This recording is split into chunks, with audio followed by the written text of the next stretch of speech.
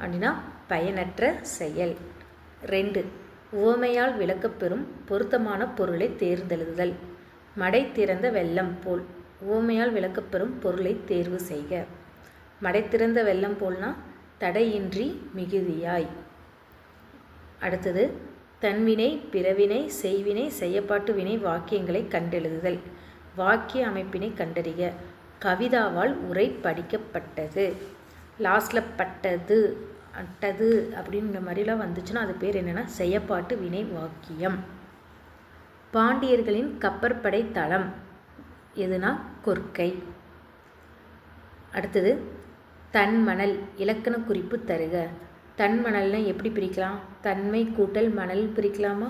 அப்போ மை விக்தி வந்தாலே அது என்னன்னு சொல்லலாம்னா பண்பு தொகைன்னு சொல்லலாம். அடுத்து 6வது பாருங்கள், பொறுத்துக. இடுகுறி பொதுப்பெயர்.